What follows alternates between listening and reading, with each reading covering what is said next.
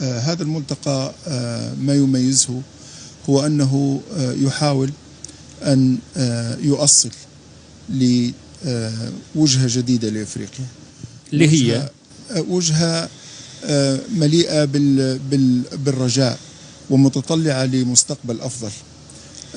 كما نعلم أن ما يسمى بالبوست تروماتيك سيندروم، يعني خلل ما بعد الصدمة، هذا لا يصيب فقط الأفراد بعد الصدمات، ولكن أيضا يصيب الجماعات والشعوب وحتى القارات.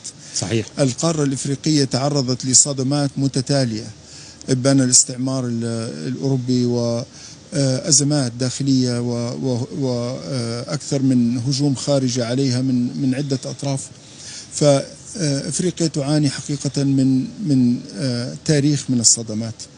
للخروج من هذه الصدمات لابد من التعلق بشيء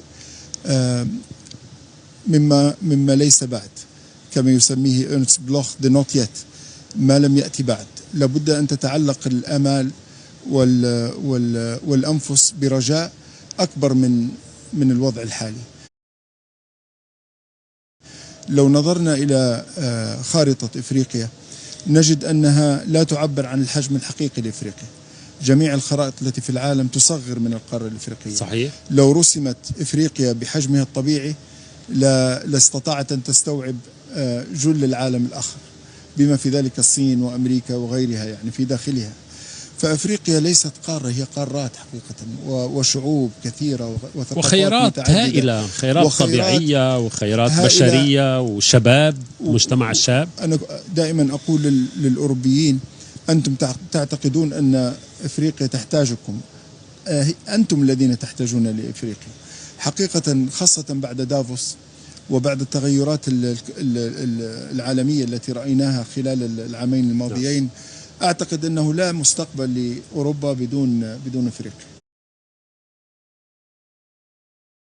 لكن أكبر طامة تواجه أفريقيا هي الفساد، والفساد في أصله قلة التزام أخلاقي وقلة التزام روحي وتضييع للقيم الروحية التي يجب أن تعلم من قبل مشايخ هذه القارة، الذين يجب أن يعلموا الناس هذه القيم الجليلة، يعني أكل الحلال والأمانة وعدم الغش.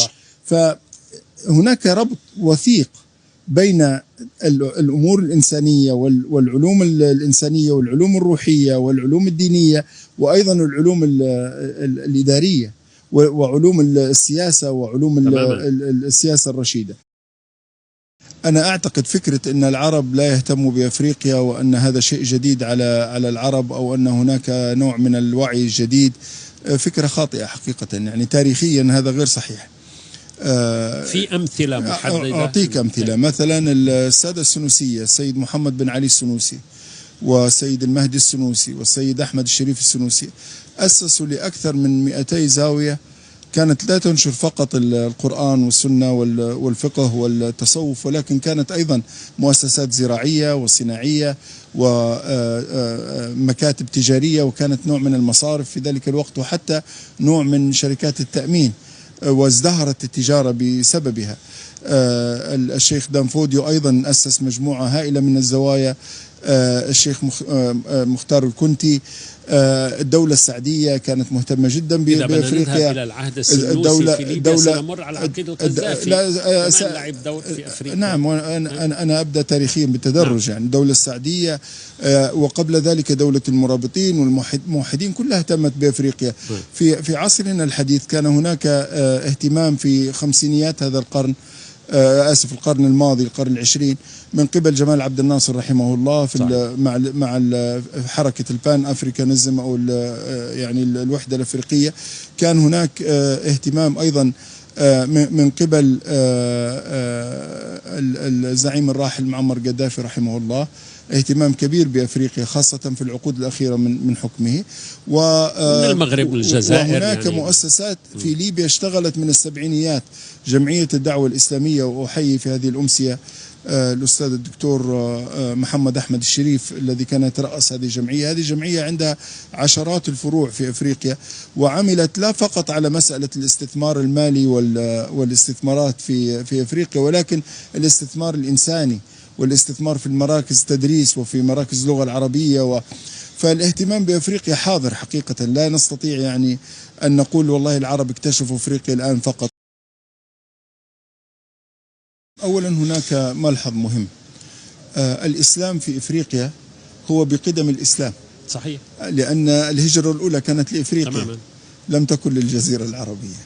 ويعني الفتوحات الإسلامية كانت في عهد الصحابة. بلاد ليبيا فتحت في عصر سيدنا عمرو بن العاص رضي الله عنه، كان واليا على مصر وصولا إلى الحبشة. فالذي يعني الإسلام ليس جديدا على إفريقيا، وإفريقيا ليست جديدة على الإسلام. وعلى مدى 1400 سنة حصل نوع من التأصيل والمواطنة، يعني أصبح الإسلام إفريقي وأصبحت إفريقيا مسلمة بشكل عميق.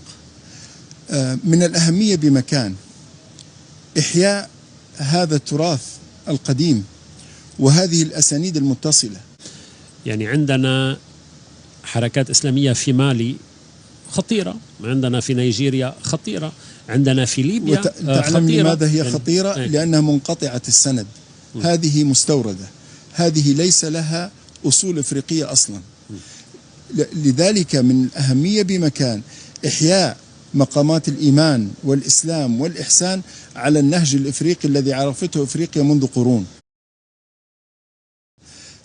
معظم وثائق العالم الحديث خاصة مع ظهور الأمم المتحدة وكذا تتحدث عن حقوق الإنسان ولا يتحدثون عن واجبات الإنسان. صحيح. الوثائق التي تتحدث عن الواجبات مهمة جدا، لأنه لن تتأتى أي حقوق بدون العناية بالواجبات. صحيح. فهذه مواثيق أخلاقية والتزامات متبادلة نستطيع أن نؤسس عليها بناء مجتمعات تحمل قيم عميقة روحية وإنسانية إن شاء الله.